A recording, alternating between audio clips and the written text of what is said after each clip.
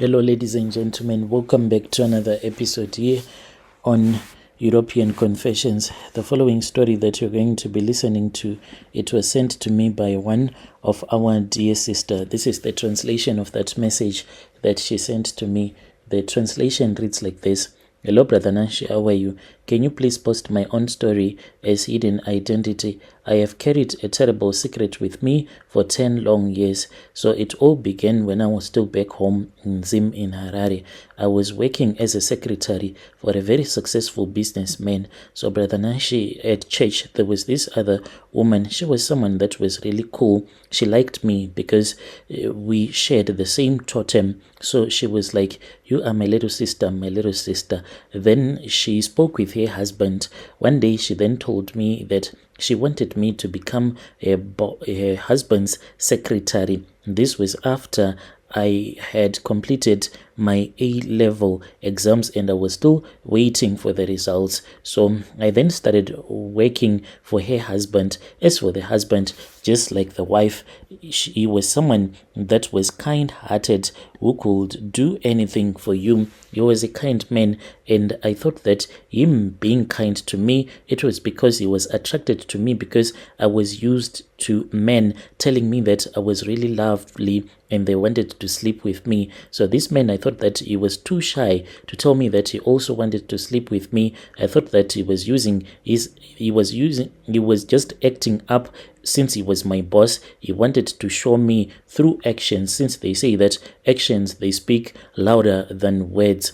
I admired him and I found him to be very handsome, and I admired him more than I should have had. I wanted more than just his attention. I wanted his love. And I had spoken with this other friend of mine, so she had gotten married, and when she got married, like, the husband was someone who was always drinking alcohol. Then all of a sudden, this man, he was now coming to church. She then confessed to me and she told me that it was not by the grace of God that her husband was now coming to church, but it was because of this other woman who was from Malawi, who had given her a love potion, and this love potion could make even someone fall for you out of desperation. I also went to that woman who was from Malawi, a traditional healer, to help me to win my boss's affection. I had never intended for things to go horribly wrong. One day, whilst we were at work, he had told me to go and buy some food for him.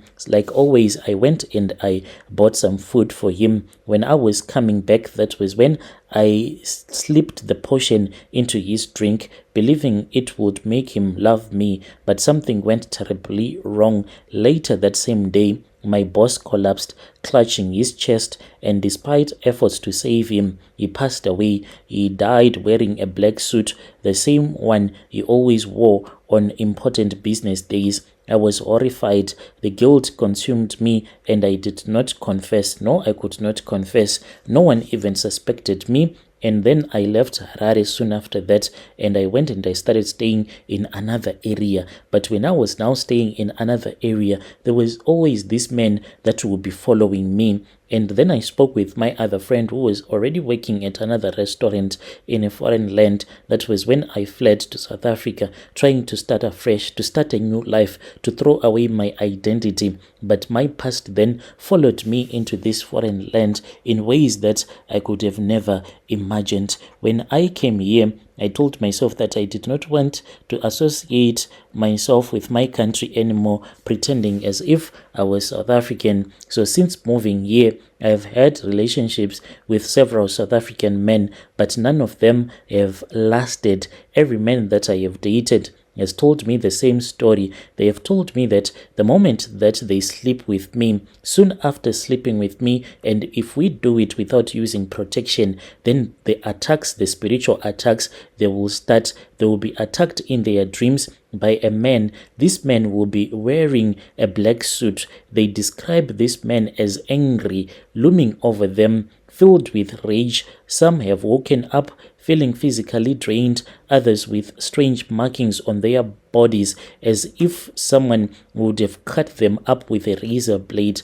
I once dated this colored guy, so when we were sleeping, I was the first one to wake up.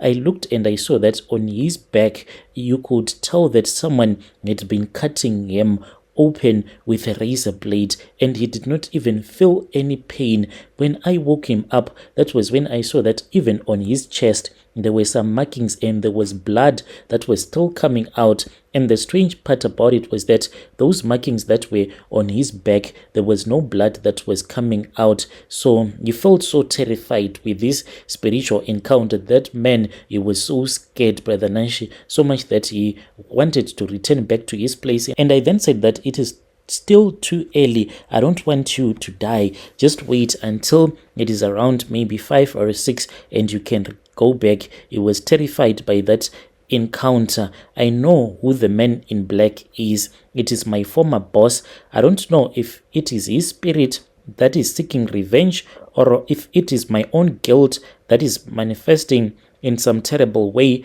I cannot escape it. His death, I know for a fact that it was an accident, but I am haunted by it each and every day. His presence, it seems as if it lingers on, not just in my mind, but in the lives of the men who come into my life. I confess this now because I can no longer bear the weight of this secret. I took a life not with my hands, but with my foolish desire to control someone's heart. I thought that I was using a harmless love potion, but instead I caused an innocent man's death, and now his spirit, it is tormenting not just me, but anyone who comes close to me. I don't know if I'll ever be free from this curse, but I need to speak the truth. I can no longer hide from what I did. I know that I must seek redemption somehow. I hope that by confessing, I can begin to find some peace, and that maybe, just maybe, his spirit will finally let me go. May God have mercy on my soul, and may those that I have hurt find forgiveness. But one thing, Brother Nashid, that I will never be able to do, I'm still so scared to return back home, because I'm like, what if I return back home, then I'll start to run mad? Because I once had a dream at that time, I think it was 2 months after I had came to South Africa.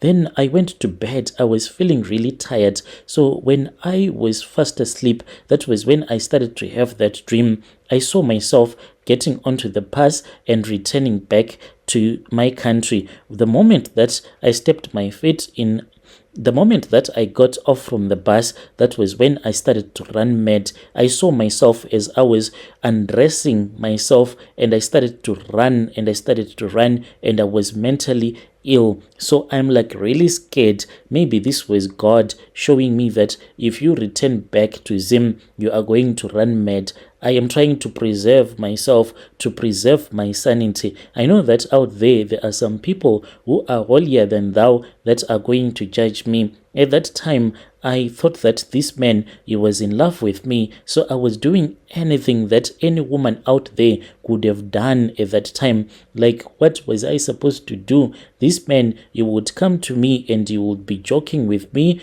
as if he was in love with me. So I was just taking the necessary steps so that I can be with him. And I wanted him because he was financially stable. Brother Nanshi, I want you to post my story, and when you post my story, I'll be following through in the comment section.